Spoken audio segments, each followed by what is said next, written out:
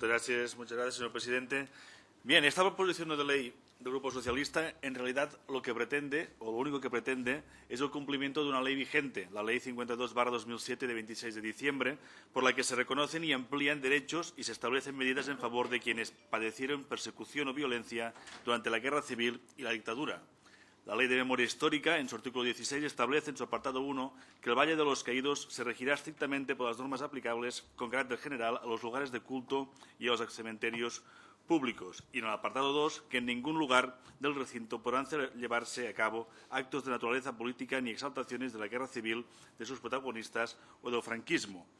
Especialmente en este segundo apartado del artículo 16 se va incumpliendo en repetidas ocasiones. De hecho, se incumple cada año, permitiéndose manifestaciones de claro signo fascista que acaban su recorrido depositando una corona de flores en la entrada del recinto del Valle de los Caídos, flores que evidentemente son una ofrenda al máximo protagonista del franquismo.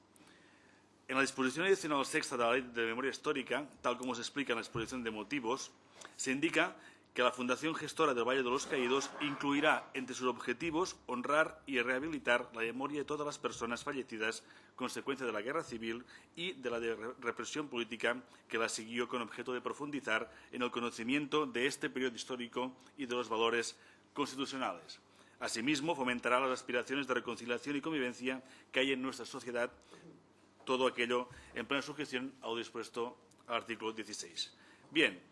Por lo tanto, ley en mano, queda establecido que el significado de ese monumento espantoso, que es el mausoleo del Valle de los Caídos, no son ni la convivencia, ni la concordia, ni los valores cívicos, sino todo lo contrario. Y en un país democrático, después de tantos años de democracia, esto debería ser una obviedad.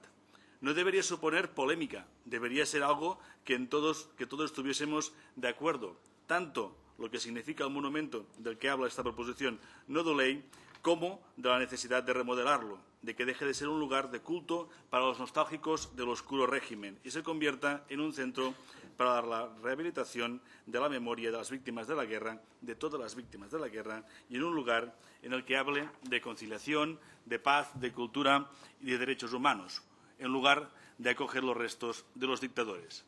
De hecho, con el Valle de los Caídos se debería haber hecho quizá lo mismo que se hizo en Polonia, Alemania, en Austria, con los campos de concentración del nazismo, que fueron convertidos en museos del horror de las guerras. Museos que visitan a los turistas y los colegios y en los que se aprende con dureza que no hace tanto tiempo, en un pasado no tan lejano, ocurrían esos crímenes en nuestra Europa. Son museos del pasado para que a nadie se le olvide y para que esto no se repita.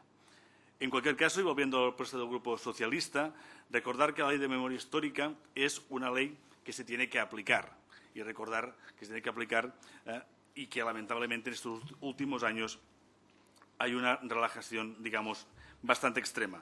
Recordemos que además la Ley de Memoria Histórica, que es ley vigente, afronta la retirada de la simbología franquista. Pero también nos gustaría decir hoy aquí que si nos centramos solo en la simbología franquista, también podríamos ver simbología y también hechos o decisiones de personajes públicos o incluso miembros del Gobierno que demuestran que hay una necesidad evidente de poner manos en el asunto, ya que, por ejemplo, nos referimos a una decisión de la delegada del Gobierno de Cataluña de participar en un homenaje a la división azul, que es lo mismo que imaginarse un alto representante de un gobierno democrático en Alemania, en Francia o en Gran Bretaña, concediendo un honor a una persona vestida con indumentaria del ejército nazi. La simbología franquista sigue presente en nuestra sociedad 39 años después de la fin de aquel régimen. Hay, por lo tanto, pues mucho trabajo por hacer en el ámbito de la retirada de simbología franquista y mucho trabajo para rehabilitar la memoria de las víctimas de la guerra civil y del régimen franquista. Esta proposición de ley es un paso, pero es un paso que votaremos nosotros a favor, no sin reiterar que existe una ley de memoria histórica y que esta ley debe ser aplicada también por el Gobierno. Gracias.